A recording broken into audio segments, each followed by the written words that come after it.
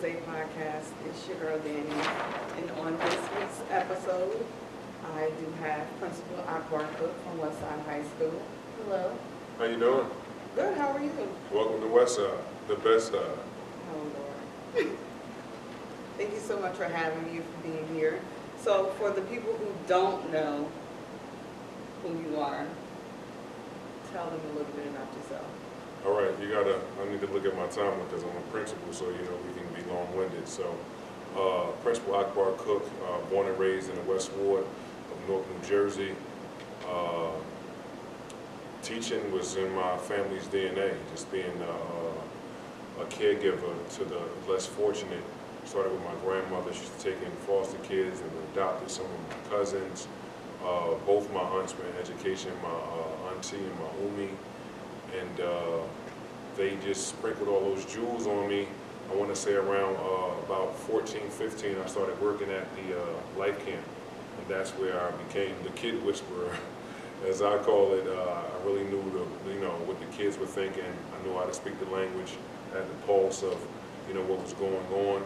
So when I ended up going to college, and I didn't do so well in business administration, we'll talk about that later. My auntie said I just switched to education, and once I did that, the rest is history. So I ended up coming home and getting a job teaching in the city of Newark, and it wasn't the best experience at the beginning. I'm not gonna throw those schools under the bus, but I felt like they wanted me to be something I wasn't, and they ended up giving up on me. And I always talk about this. I said to give up on a black male in elementary education when we're unicorns is really not the thing you should be doing. You should could have coached me up, built me up, but they didn't. They gave up on me. I went to another school. I was happy when I got there because I've never seen so much men of color, and I got to see different techniques and styles on how to still be a man in elementary education. So hats off to all those gentlemen. I learned a lot from you guys. And then eventually I got my act together, right? I'm giving you the short version. And while I was doing that, I went back to school to get my administrative degree. And my aunt, my umi, she always just kept saying, "Ah, now I mean you're doing good as a teacher, you should become an administrator." And I didn't agree with her, and I was complacent, and my umi ended up passing away. And it seemed like tears from heaven. Like not too long after Umi passed away, I got the job as a vice principal at Newark Vocational, and I got hired this time because of the love that I was showing my team at the time. So hats off to Dr. Hanek and my Umi, and I haven't looked back since. So once I realized that this was my true calling, because I believe I'm a better administrator than I ever was a teacher, and then towards the end I was a good teacher, but my love has been on full display as an administrator, and that's what brings you here today. Okay. So, how important is it for programs like Life Camp for children? Life Camp was huge in my life. Like I was a camper there. Hats off to Eddie Franz and Tony Dow and the whole crew that was like the founders, and Jim Brady, both the Bradys.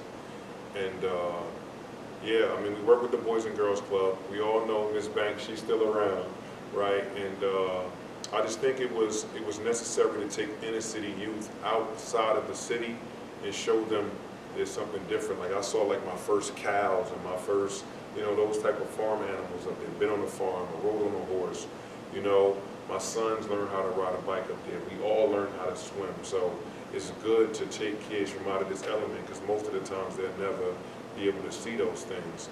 And it just gave me so much culture, and I got to meet people that don't look like me. It's not a lot of times, where you encounter, people from other races. So Life Camp was a great mixture, like this beautiful melting pot of different nationalities and different kids that came from all type of, I want to say, some affluent families all the way down to, some of us didn't have anything. And I remember one of the times, like somebody was throwing a party. I remember it was Ryan. Ryan threw a party at his house, and when I say his what is it, pantry looked like Pathmark. I couldn't believe it. We was playing like ball on his tennis courts. Like it was just so different. So, but it showed me something. Another world was out there. So I think those programs are very important, especially when the times that they're offered is usually that 6 months when kids are either in summer school or they're not doing anything. So life camps kind of fill that void. And we worked very hard in the 30 plus years that I was there to, almost Jedi mind trick the kids into thinking that it's all recreation, but we found a way to squeeze in some education. Okay, so is it kind of like a Boy Scout type of situation? Is it, well, I'm assuming it's for girls and boys? Yeah, so no, it's literally like a school. We set it up like school. I was the program director, so I set up all the schedules. So pretty much we have 8 periods in a day. For the most part, you got to figure 4 is, I think it's 7, excuse me. 4 are activities. So what we try to do is try to have an indoor and outdoor, right? So it can mean that you're outside doing PE with my own teacher, Mr. Henry. And it means you could be going inside with my brother AC and doing computers. Then you can go outside and do, let's say, the ropes course with Mark and Dotson, again, more West Side and Avon folks. And then you come inside and maybe you do arts and crafts with Miss McDonald, who was also one of my teachers. So inside, outside, again, you got bikes. So then you eat, and then you got 2 periods of swimming. 1 period is for lessons, and the other period is for free swim. So that's what the typical day looks like. So depending on the grade level of the child, it either be the big kids got to go 4 straight periods, and then they end with the 2 periods of swimming. Little kids go swimming the first 2, then they got to do 1 period, and then they eat lunch, and they got 3 activities. So it's really dependent on that. But we haven't changed that model for the entire time. It's worked out for us. Like once I went to hiring educators to run the programs, it's been awesome. Like even for the little kids, like I said, we have the computers, but we also have reading. Where we're doing a lot of center work. We have nature, so we're doing a lot of science experiments, taking them to the stream. I told you about PE. We do mind games, so it's like teaching kids how to play chess. It could be checkers, Scrabble, Connect 4, those things of that nature. We teach dance. I did drones. The last year we had drones. We did drama, so the kids can make movies. I have a recording studio to record songs. So when the kids leave at the end of the 6 weeks, they end up leaving with a video montage of all of the videos the kids made in drama. That's off to our brother Jamal Hall. He was the last one there with us. And then 2 of my brothers, Trey and Dre, they did the music. So they leave with a CD with all of the songs the kids made, and they leave with a DVD. So yeah. And that's, so yeah, I think you answered my question. I was going to ask you, is it more like a week type of program, or is it, do the kids go home? How do the parents feel about having their kids there? Oh no, it's for over 30 years. It's been the #1 camp in New Jersey. Fresh Air Fund sends over 150 kids there every week. So the Fresh Air Fund kids get to go at 2-week intervals. So they'll be there 2 weeks, then another 150 come, and then another 150 come. So just with the Fresh Air Fund alone, 450 disadvantaged youth get to come that probably never would have had that opportunity. The rest, I don't know what the price is now, because we hovered around $50, and you think about it, all my parents out there, child care, $50 a week, and we feeding you, we taking care of you all day. Kids come back ready to slump right on your couch. Like, that's priceless. So it hasn't been much. I think it might have went up to $75, but for the price, you're getting, like I said, all of these educators teaching your kids, and we usually have like 7 to 1. So it's like for every 1 counselor is 7 kids, and we have usually 2 counselors in each group. So ages 6 all the way up to 13, and then we put the kids in like a little work program where that 14 year you get to volunteer, and 15 if you still did your thing, and then Eddie will hire you. So, but yeah, that was life camp. Okay, that sounds like a nice place to be. And so, in your professional experience, do you have more experience with younger kids or like high school, like now? So I taught for 12 years. So in those 12 years, I taught elementary. I taught up to 7th grade, all the way down to 4th. I don't think never did 3rd grade. So 4th to 7th. So I never did 3rd and 8th. But that could have been science. I was teaching all subjects. A lot of the times, I think I taught history probably the last, couple years I was in. So that was 12 years.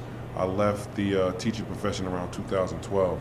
So, and then I've been, so the last 8, I've been an administrator. So yeah, I think I'm more in tune to the big kids at this point. So, since you've been here at Westside, things have taken off. Tell us about that and how you ended up with Oprah in the hood, as people say. So when we first got here, we was experiencing death. I don't want to be too graphic or go too deep in. I lost 3 kids that first year. It was 2 boys and a girl. And that summer I felt more helpless than I've ever been in my life, because it seemed like everything that was happening in the West Ward, it either was my kids were doing it or my kids knew what happened. So we started rocking and rolling the next year, and the summer came up again.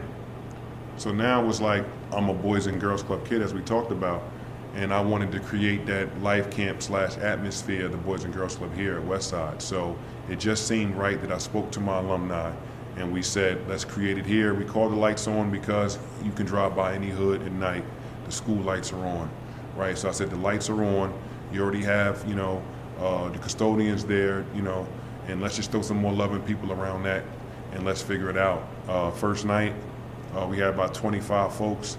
I talk about it, we had like 40-year-olds, 25-year-old gangbangers, and 8-year-olds. Wow. We're this mix of people, but we fed them. It was sexist at the beginning, a lot of basketballs and jump ropes and board games, but we started to figure it out, and folks got to feel safe and like, oh, okay, so once the word got out, more kids coming, you go from 40, 50, 60, 70, but it wasn't until my friend Barry Carter did an article for the NJ.com, and when that came out, it seemed like the whole city knew that we was there. Mm-hmm. So everybody started sending their kids, and we averaged about 150 from that point on, maybe 170. When the whole summer went off without a hitch. So then school was about to open up, so it was Labor Day. But I wanted to celebrate. I was like, man, we gotta celebrate. Like, no kids, no acts of violence, and think about being in a hot gym with all the dudes playing testosterone. Was no fights or anything, man. They just came, they knew it was a safe place, we fed them. And I remember that night, we had this big celebration, and one of my baby girls, she came and gave me a high five. And she got some ice cream and then she went home. And later on that night, she was killed by a stray bullet. So I opened up the school with another death of a female, and it was 4 at the time. And I went back to my alumni and I said, listen, we can't do this ever again. Like, we literally can't wait to save the kids in the summer. We need to do something during the school year. So I focused on my babies, right, my girls now. And we opened up every Friday, and that was like 2016, I want to say. And ever since we did that, we haven't lost any more kids to gun violence, and is a testament to, us, realizing what we were doing wrong, and the community embraced us, and the mayor and my district, and we've been rocking and rolling ever since, to the point now, when the laundromat came out, that again was just another obstacle that was in the way of my kids. They weren't coming to school because they didn't have clean clothes. So long story short, we created a place for them to do that, and word got out to Ellen, and then Ellen invited us up, and then when Ellen invites you, then the world's in a standstill, and then we started receiving so many acts of kindness from all over the globe. And I'm talking about laundry detergent. I to this day, I still have more laundry detergent than ShopRite and Walmart right now, literally. And but the good thing about that, Coach, we changed it, said, listen, stop with the laundry detergent. Can you send me some toiletries? Can you send me some, feminine products, some toothpaste, toothbrush, and things of that nature? So if a kid is really down and out, not doing good, they got a place to come where there's no questions asked. I just open the door and they go get it. So, CNN did a big piece on it. It was amazing. Great thing CNN did. Then CBS did one. I did with Jeff Glore. I did that, and then he was talking about it on the morning show. Gail's on there, CBS in the morning, and then I guess the Big O heard about it, and then when you get the word that Oprah's coming, stuff tends to move. I bet. Yeah. So again, I'm giving you all the short versions because I don't want to kill the whole podcast with my storytelling. But O came, and I was always taught that you give your time, your talent, and your treasures. So the fact that Oprah was done in New York around Wednesday and she stuck around just to come to Lights On Friday was huge. So she gave us a time. Talent, we know she's talented, but she has an old that's good pizza that's made out of cauliflower. And anybody that can get kids in the hood to eat cauliflower pizza is definitely talented. But a big thing was she came and gave us $500,000 to keep the Lights On program going. So when she gave us her treasures, it was numbing, it was surreal, and to this day, she allowed us to, even feed kids and families and, my neighbors without homes all through the pandemic, because we was able to open up Lights On and turn it into a grab and go, almost like a soup kitchen for all those that were struggling while we were in lockdown. So thanks you, Miss Winfrey, for coming to the number blocks and kicking it with your boy and my crew. And one of the things we did, one of the things that we did was this amazing, this mural in the back, and I wanted it to symbolize the 4 pathways to success, and that's either 2 or 4 year schools. The trade schools is the second one. The third would be the military and using it as a viable option to get the trades or maybe go to school. And the last one was getting kids prepared for to make a living wage right out of school. So that's what this symbolizes, and we released it during Black History Month, and it just talks about just Black excellence and kids being able to do whatever they want to. So I'm excited when my babies come back the week of the 12th, and they'll get to see this amazing project that Terry Bruin and 2 of her students helped out with. I know Jalen, I can't see the other name, but hats off to Terry Bruin. She teaches at Science Park in New Jersey. She did a masterpiece, and I can't wait to share it with the world. Hopefully, once the interview is over, for the people, they can really get to see what it is. But I'm sure it's on your Instagram page too. They can see it. It truly is, like, you have to see it in person to believe it. It's amazing. It's definitely amazing. So one thing I first noticed about you was that you didn't leave the girls out. And I found, even working in schools myself, there are a lot of programs that are for the boys and making sure that the boys are staying on track, and everything was for the boys. But I noticed that you had a lot of programs, and you had a lot of support for the girls too, and I thought that was really dope, because I feel like a lot of times, again, the girls get left out. Yeah, it was big. I told you after I lost my baby girl, I realized I had to go back to the drawing board, and even after that, you get complacent. Like, I started doing a lot of things wrong. So the Lights On, we ended up doing the henna, I ended up doing the gel nails, I was doing hair in there, we doing the eyelashes, makeup, we was doing video games, I had dance, we had the studio, like just a lot of different things to have. And more importantly, Lights On is like a kick out. I mean, like I'm saying kick out, like when kids kick it. But so now it's almost like a party. So like, let's go to Lights On. We're gonna get some good food, but I get to see all my friends. We get to dance, we get to chill, you get to see so and so. So it's pretty much become a hangout.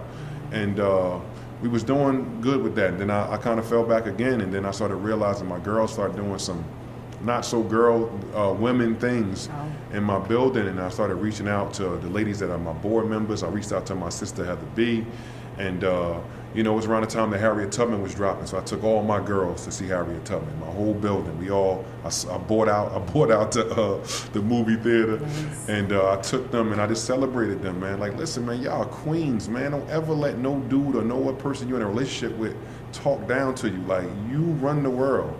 Like, that Beyonce song ain't no joke. It's life.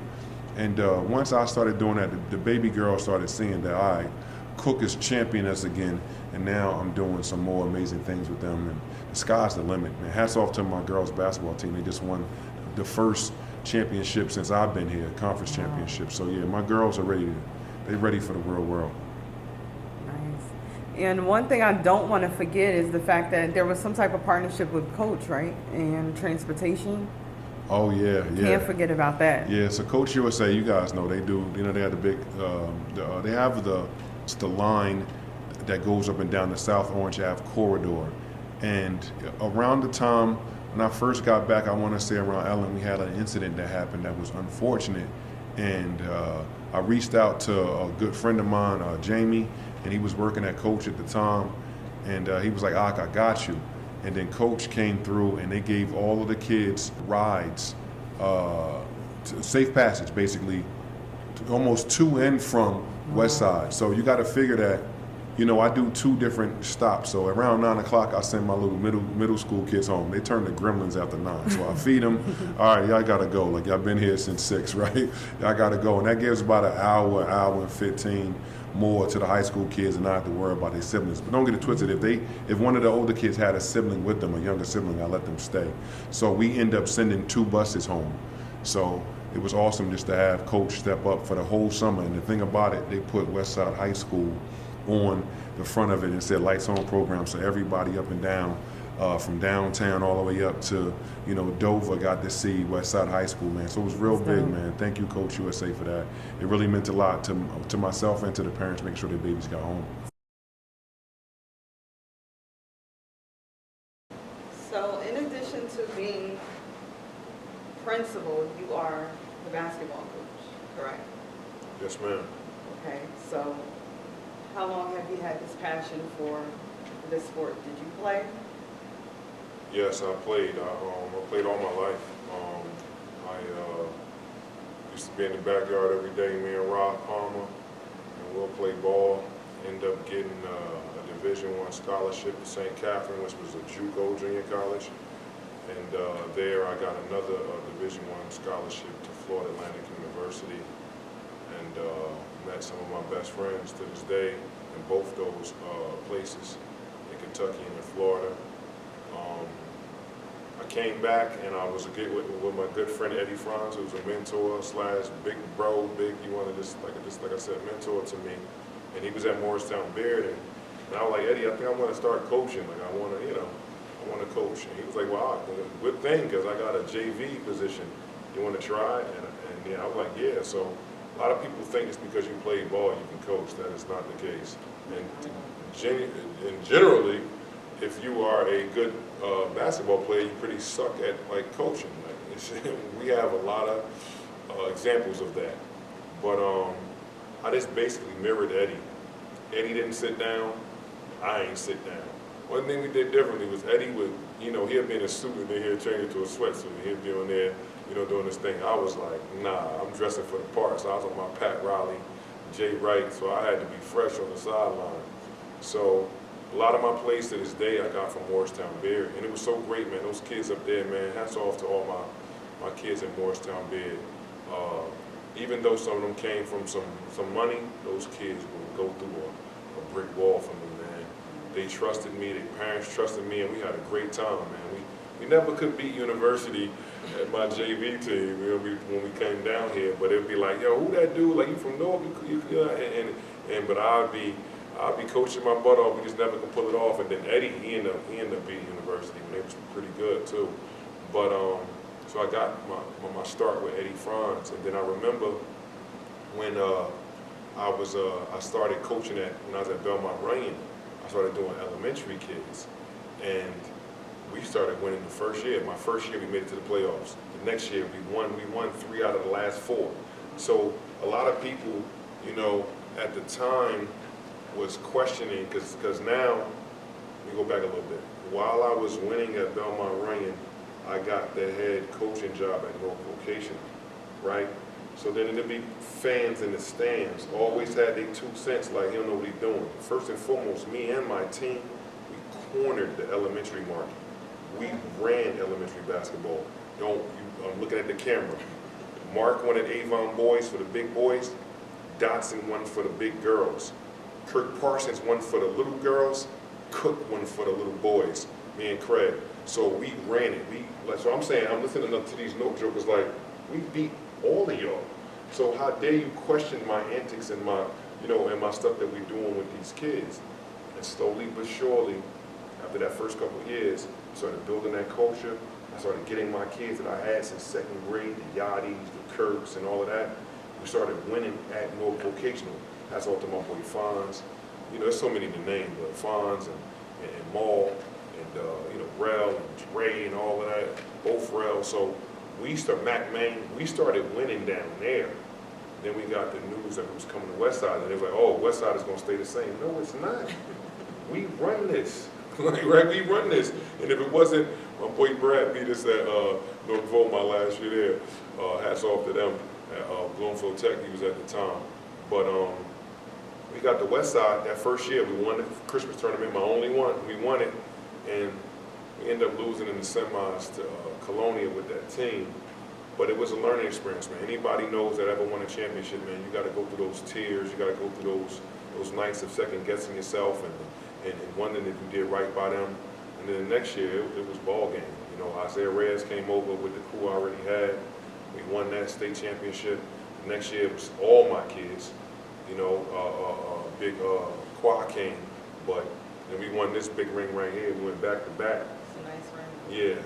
Then the next year we went there. No, next year we got knocked off by Central. Central knocked us off. Hats off to OG.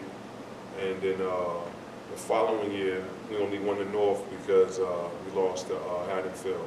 So in that time, you know, we was there. Like we was there. So it's a passion. It's almost like I'm a video game kid, right? So it's almost like I'm playing a video game with other kids' lives, but more importantly, I'm teaching them how to be men and showing them the discipline that it takes to be successful in all walks of life. So that's the great thing about sports, and you know this, because you're a coach.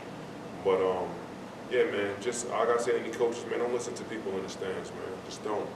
Just do what you gotta do with your kids. And I ain't win because of no X's and O's. I win because I was focusing on love. Those kids know I love them.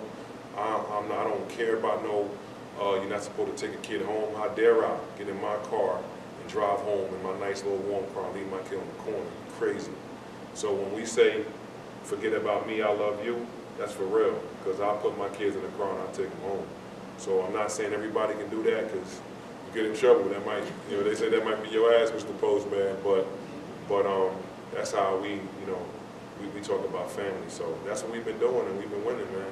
And you know, we had a down year. The last 2 years. Last year I ended up having to, the year before this, I ended up having to leave. I had to go to do something that's, you know, top secret. But I ended up coming back this year just for the kids, because during COVID, I'm the biggest baby. I didn't want to do it, but I'm glad I did. I got to see some of my seniors finish off, and we got, you know, I got a new big guy came across from the water from over in Africa, Nigeria. So yeah, so I'm glad we got to work with a big man. I think it's going to change the game next year when we get around some more people. So yeah, so coaching is very near and dear to my heart. I'm not going to stop it. My son will be, I'm hoping, coming to West Side another year, not next year, the year after, and then my baby will be after him. So everybody talk about, you know, putting their money where their mouth is. I'm trying to make West Side the school where I would send my own biological son. So yeah, so I'm about to show the world how it's supposed to be done. Okay, so for those who haven't been able to actually meet you in person, how tall are you exactly? Because I'm sure everyone sees you when you're like towering over everybody. How tall are you? So yeah, so I'm 6'7" right now, about 275. I need to get down a little bit more. But yeah, I mean, like I said, I played power forward pretty much my whole life. Sometimes center. I guess I was Draymond Green before he was Draymond Green. You know, my numbers didn't suggest it, but yeah, so yeah, I'm about 6'7", and you know, yeah. So was basketball like not really forced on you, but did you always have a passion for it, or was it like, oh, you're tall, so you should be playing? I think it went hand in hand. Okay. I mean, yeah, I mean, you know, young boys, we play ball, and I played it every day, so I can say the passion, like, you know, for you to go out there, rain, you know what I mean, not say rain, but you know, inclement weather, you out there still playing with your friends and all of that, and if you're not playing outside, y'all playing video games, you're trying to mirror the moves for Hakeem Olajuwon, you know what I mean, footwork or post moves like Kevin McHale, like, you know what I mean, like, I was a student of the game, so I would like to expound on what I was talking about, my own kid. I mean, they say the educators, they always find the best pathways for their kids, right? That's what it's supposed to happen. So I wanted to create this environment, this ecosystem for kids to be successful, and not just about a diploma. Diploma is nothing but wall art. That's all it is. You're getting nothing but a minimum wage job and a diploma. It's just something that you're naturally supposed to do, Right. supposedly. So I'm charging principals and other educators to go with your kid to a living wage. Like, if you really care about that kid, did you hear, oh, when I was elementary teacher, oh, so-and-so is at the high school. You just forget about so-and-so now? Little Akbar needs you still in high school. So I want to start talking about a living wage. I think that's a real finish line. Finish line is not a high school diploma, that's nothing, right? So what I wanted to do at Westside, and I talked about it earlier with the 4 pathways to post-secondary success, was really expound on the second, 2 and 4 year schools. And most of the time, educators, we teach to the front of the room, meaning we do stuff for the nerds. And I can call them nerds because what bigger nerd is than a principal, right? So most of the stuff is geared. So I have stuff geared to my nerds, right? So I have an associate's degree program. So my kids leave Westside, the ones that want to be extraordinary, not ordinary, they get to leave with an associate's degree in business administration, right? So that's me taking care of them and getting them college credit. So when they leave me, they don't get to take those remedial courses that they send them make urban school kids do when they go to the institution, right? So then it became the trades. I can't watch little Danie struggle for 13 years and then send her off to college so she can owe Sally Mae and Navi. I'm not doing that. That's irresponsible and unethical, right? And immoral. So I try to find out what's genius in you and what you're passionate about and try to expand upon that while you're with me for all 4 years. Like, oh, you want to do this? Okay, let me put you in the cosmetology. There are tests that you can give kids. You keep getting these standardized tests that amount to nothing and are not predictors of success. How about you give them tests to find out what their genius is and what they like, and then we can start building an individual learning plan for that. So trades, whether it's, a beautician, whether it's construction, HVAC, electrician, whatever the case may be. You know what I mean? Like, try to figure it out, because if that kid may have 1 more year and they trust in you, you need to help them figure out what they got, 1 more schooling in them. That's the trades. The military, I don't want to be long, but I'm a black boy from Newark, New Jersey. We say military, it's really not in my card. So it took me to get the growth mindset to go down to Paris Island with the Marines and see where the bag was for my kids. So I found out how much money they would make during boot camp. It was okay, but they're not spending money, so they can bank that. They do 1 month of the basic training, and then they come back and pick whatever profession they want to be in. While they're working in that profession, they get paid the money that profession pays. And the hour's only 7 to 3. I'm like, that's amazing. And I'm like, what's the time? They said, cook, it's like going to college. You got a 4 or 5 year term. You can re-enlist and keep working in that profession, or you can stop, take that trade I gave you, be entrepreneurship, and go home. You still can do school with a GI Bill, or you can get a GI Bill to your spouse and your kids. Nobody never told me that in the hood. So yes, the military is a viable option. And I'm not talking about, like, most of the kids, y'all picking up guns for your block and getting nothing out of it but jail time or death. How about you pick it up for your country, learn something, pimp them for the education, and either give it to yourself or give it to your kids and your spouse. So that's a viable option. Last one was getting that kid ready for a living wage, meaning taking my kids through a boot camp of such here where no more of these pookie@yahoo.com. You need to get a real email, because I'm not answering pookie and I'm your business, right? Fixing your LinkedIn. You need a LinkedIn account. That's your resume. Teaching them how to send emails, how to write these type of messages, how to go on interviews and such, like really taking them through a boot camp, so when they go out to the world, they're more employable. Because you got to look at it like, why would I hire a fresh out of high school kid over someone that got 15 years in the business? You got to make that comparable to where that person may think, and that could be apprenticeships or mentorships with that same employer. So doing a lot of work around that. This is what this room is about. This room is going to be the Economic Opportunity Center, to where I'm not only doing stuff for my kids, I'm doing stuff for the community. So when Lights On was going on before COVID shut us down, we was working with Mitty and Jamila T. Davis in the city to give people that were seeking re-entry and other families that just needed this on-the-job training. We got them some jobs. So hats off to Mitty. We got 25. It was 25 people in the program. 18 of them got jobs in the city. So doing stuff not only for my kids but for their parents, right? So taking care of the whole community.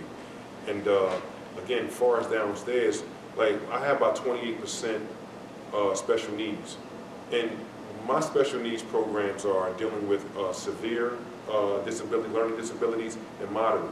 So when you have, like, say, BD, which is emotional disturbed or behavior disturbed, they may have the capacity to be a genius, to be a rocket scientist, but their behavior gets in the way. That's something different.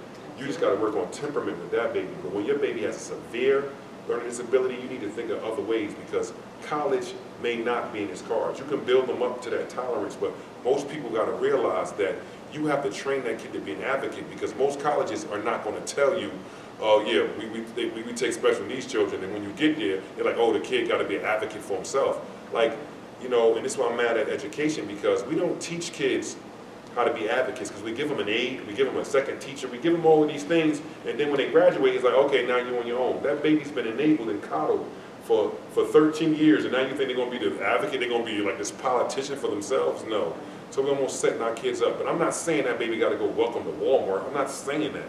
I'm saying, again, let's find out what they're passionate about, and let's build on it, man. That kid could be building and flying drones. That kid, because trust me, that hand-eye coordination they got, they be killing them video games in the phone. So it's just figuring out how to make that kid more employable and give them something they can do. So that's some of the things that we've been doing here. But the big thing that I'm most happy about is I'm a business and finance school. And I said I would go back to this. So me not knowing the business, I do know that what a family business look like. So right on my corner, 14 and 14, that's a family business. And I know the family members that work there may not know business, but being around the business, they know now how to stock the shelves. They know how to do the cash register, greet customers, you know, do all of these things, clean up. So you learn the family business by being in, you know, with the family as they're doing it. So I wanted to make West Side the family business. So some of the things that we have, people don't know that, and I got up there right here, Capital One. We have our own Capital One branch in here that my kids run, the only one in the state of New Jersey. My kids make $16 an hour. More importantly, they get to show my other kids how to open up their own accounts for $1, and the Capital One matches up to $50, and I pay the $1. So we have that, but they teach my other kids financial literacy. So they're ambassadors for the Capital One branch, and they get to work at other branches on the weekend. So that is something that we have. You know, we're doing the Dame Dash Studios. Hats off to the, you know, to the OG Dame and Uncle Lays and Dennis, because now we putting a studio in here, but it's teaching the music business. Like, everybody want to be Lil Baby, but Lil Baby's on QC label. You know what I'm saying? Like, yeah, Baby got the money, but QC getting more. So it's like, don't just teach them how to, you know, to rap and dance and sing. I can show you how to be, you know, an entrepreneur behind the scenes, or show you how to be an audio engineer, or show you how to be a producer. So that's what I want to happen with that studio. I also have my own boutique. So now I have a place where all my kids be doing sew and stitch, right? And I'm showing the kids how to create their own line and how to market it and all that other stuff, right? So we got our own boutique. You know, we got Westside Cleaners. So we also have 4-3 print. They help, you know, print out that stuff, and they print out other things that we have here. But you know, I got a farm coming, and in my farm, it wasn't that I just had this big dream of being a farmer, but I was like, you know, by the time we get the vegetables and the fruit from wherever we get them from, it's not a lot of nutrients in them. So my kids are not getting that organic. You know, it's been stepped on, as we want to say, right? So now I'm teaching them how to go organic and farm to table. And while I'm doing that, because we still give out fresh produce to the community, hats off to MIDI, Hello Fresh on Wednesdays, and we give it out, hats off to Community Food Bank of New Jersey. They help me give it out on Friday. So I'm now like, well, let me be a vendor as well. So now I got fresh produce at my farm. I can give it out to these families as well. But while I'm doing that, now I got the mint for my own ice cream, right? Now I got the chimichurri sauce, the salsa, my own hot sauce. Like, we're doing stuff, and now we're selling it. And we're selling it on my own website, which is Westside Ave, which is a Shopify for my kids to run. And my kids run it, they get 20% of all the proceeds. Whatever you buy, it buys another item for a kid that don't have, and then the rest of that money goes to getting that kid the LLC. So it's circulating constantly. I'm my own ecosystem, man, right? So it's like, I always talk about getting my kids ready for the Hunger Games. So I'm teaching them how to agriculture, but I'm also teaching them how to run a business. And I can keep going on about, you know, my business department and how I separated that, but I'm long with it right now. So talk to us about off-school grounds and what that's about.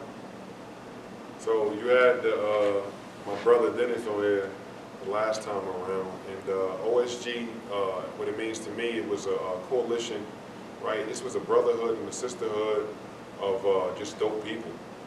Like at first we was like started off as principals, but you part of OSG, and I got other people, I got doctors, I got, you know, all walks of life. So OSG it just started off as a meeting of just dope people and great minds who thought alike, and the emphasis at the time was on students and changing the narrative.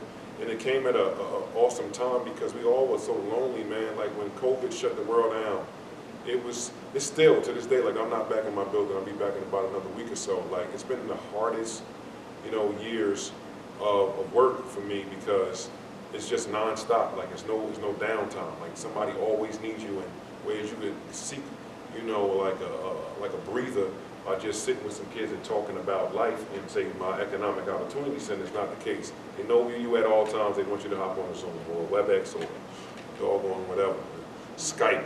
So it's really there's no chill, I can say right now. So when Dennis decided to meet up, man, it just was organic. It wasn't forced. He came in with some dope people to start off, some legends in music, courtesy Uncle Lays, and then when the big bro Dame got on there, like he hasn't left ever since, man. And he, to the point where he's just, making sure that we think about ourselves, man. Like Drake got a saying that says, who's gonna save me when I need saving, right? And I think now that Dame has put that in our head. It's like, y'all gotta start having some selfish dreams, selfish dreams. Cause we are selfless leaders, right? So just thinking about my legacy, man, me building my own octopus of streams of income to take care of my own children and then do these amazing things on a grander scale. Like you gotta be thinking that way.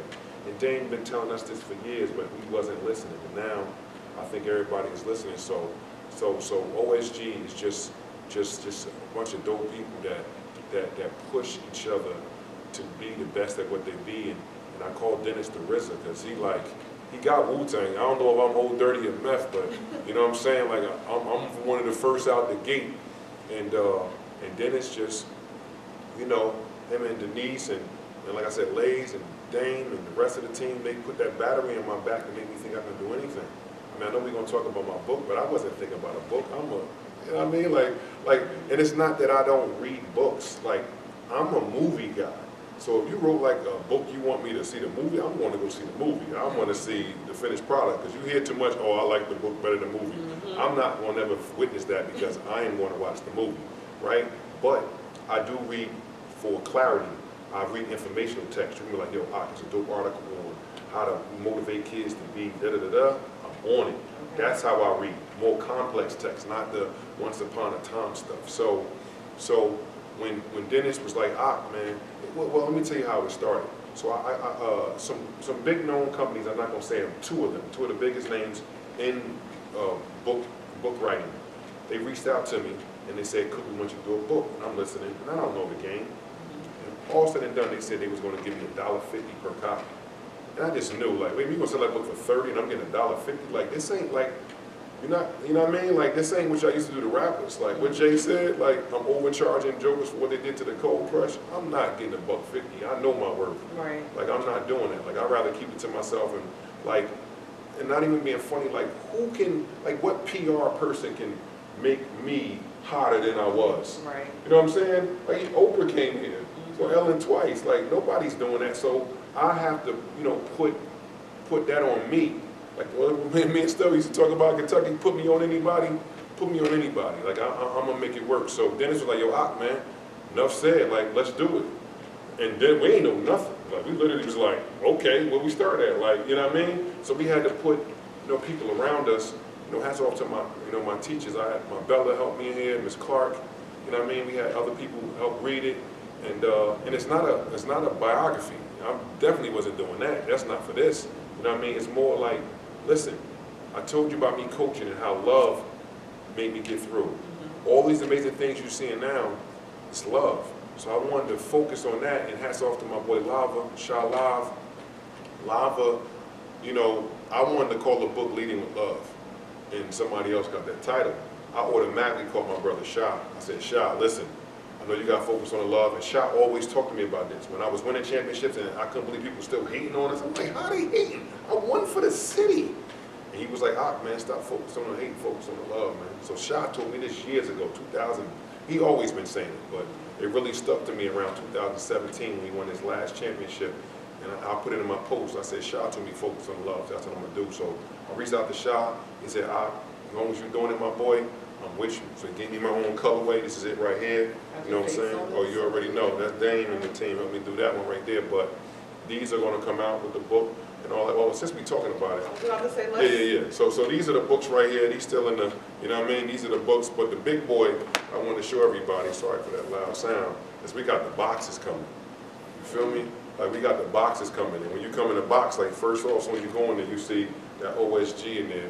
Because I wouldn't be here, definitely with no book if it wasn't for the team. So I'm not going to show you all the goodies in here.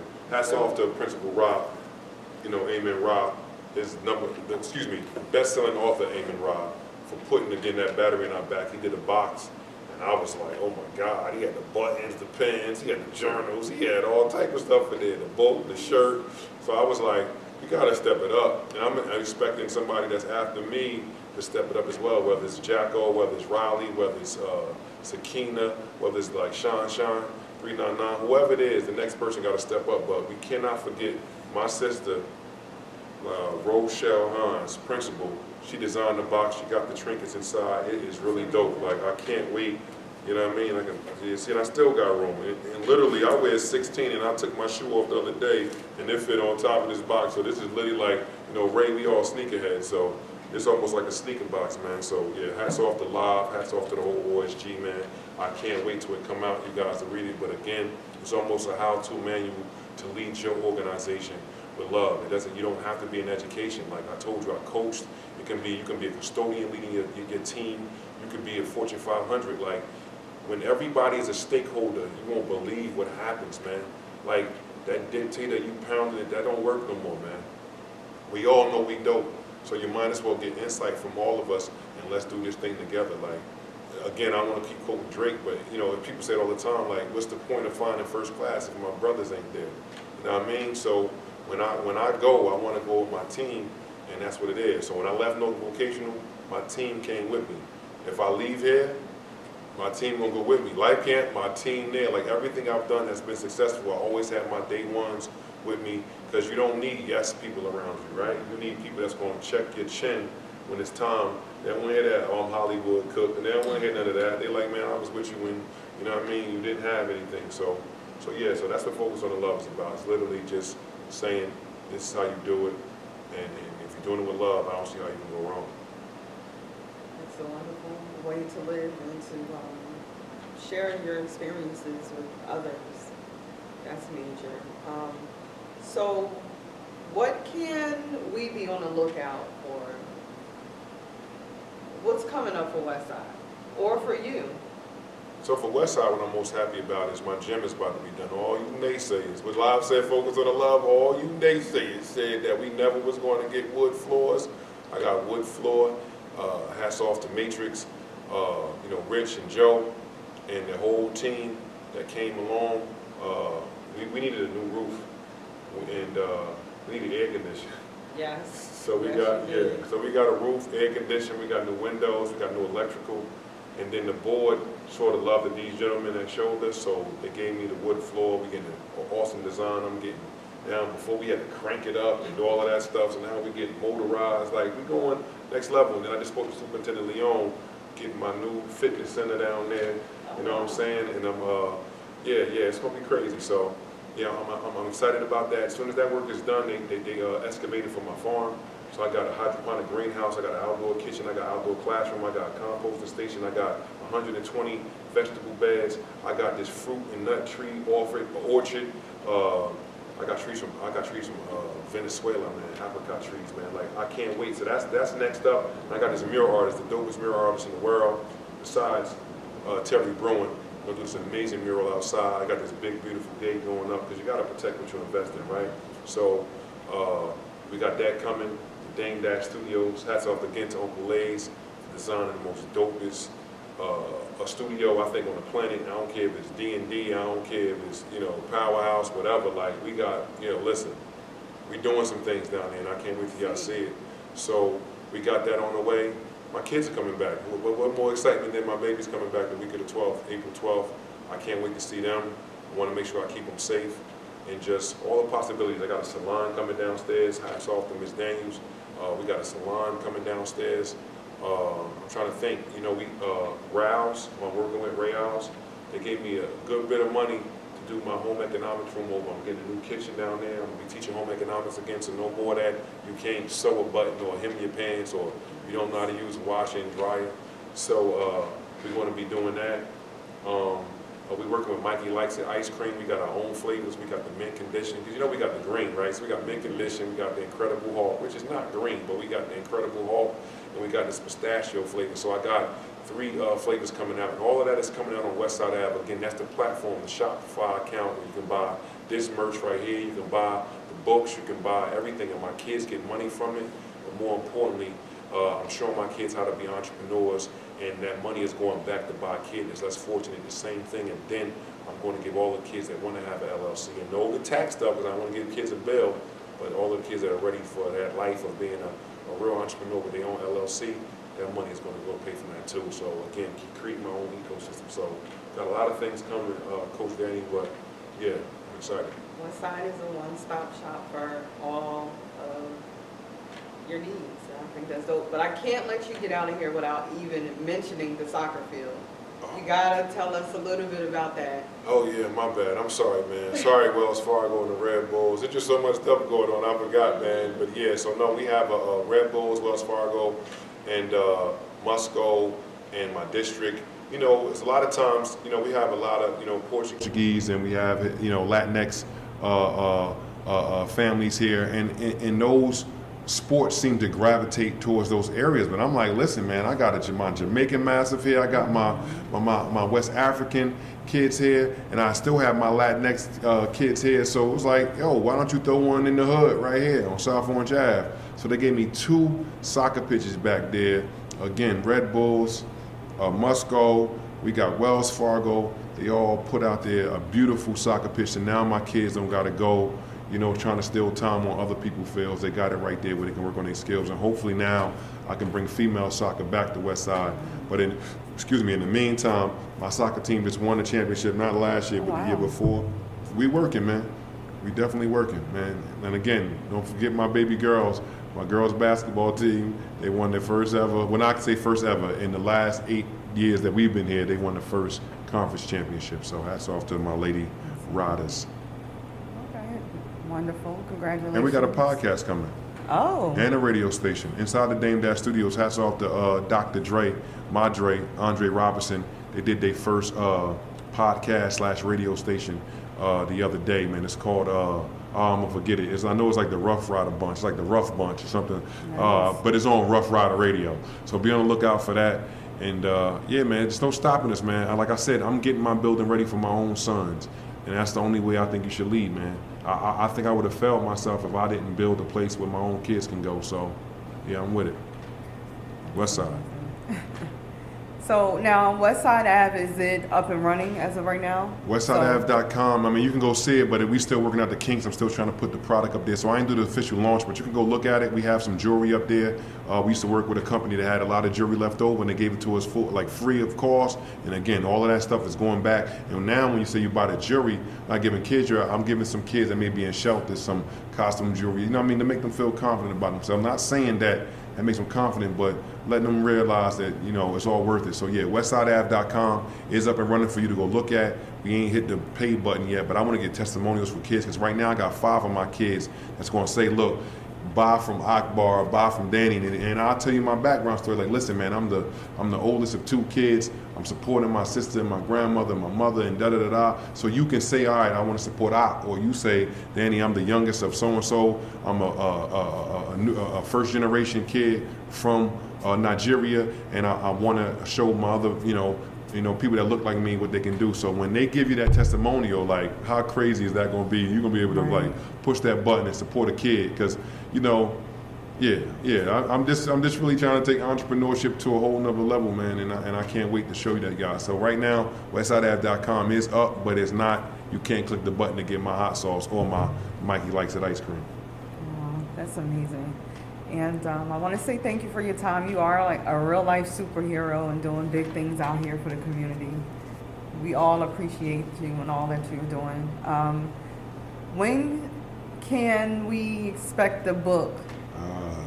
It's $1 million question. So Somebody's gonna want to know, so I figured I'd ask for you. I got y'all. So the pre-orders will be coming out soon. We got to speak to OSG, Dennis and Denise, and figure out the pre-order. The big box is like, this is going to be $24.99, baby. This ain't going to be that. Like, I'm really throwing some trinkets in here. We're going to make this real dope. Hardcover book, the whole nine, right? So this will be coming out soon, but I'm not releasing the book. I pulled to go somewhere real special. I don't want to jinx it, but when I go, I'm gonna drop it there, and then the whole world gonna see it. So, Okay. you know, hopefully all of those are panning out. So, be around the time that my farm comes out. So when my farm comes out, I'll be able to drop the book. Because what other love? How love is that, man? I changed the way the corridor looks on South Orange Ave by putting the urban farm on it. That's love. So we'll focus on the love then, and yeah, I can't wait. Awesome. Well, thank you so much for your time, for your dedication, for your love for the community and your babies, and for coming on my platform. And just tell the people how to find you. Okay, so you can find me Principal_Akbar. That's AKBAR. That is on Instagram. I'm Principal Akbar, AKBAR, on Twitter and Clubhouse. Akbar Cook on Facebook. So, I mean, we everywhere, man. You can go to cookeducationalsolutions.com. I am a vendor in New York City. I'm a vendor in LA and in Vegas. And, you want us to come out there and, show you how to do a lights on program or show you how to do some of these amazing things. How can I run a business school and not be on top of my business? So, cookeducationalsolutions.com is where you can go. We're still going around the world talking, so you can book me. Yeah, man. See, now I'm sounding Hollywood right now. But again, Humble brag. Yeah, We like it. Yeah, but like King Amadeus said, talk your, you know what I mean. So I know some of the things we're doing here is on another level, and I'm just hoping that other principals and other educators around the world see it, because you can't wait on Superman no more. You are Superman, and until you realize that, your kids are gonna suffer. And I refuse to be the weakest link, and you should do the same. Absolutely. So there you guys have it. Principal Akbar Cook, thank you for your time. And as always, I'll talk to you guys next time.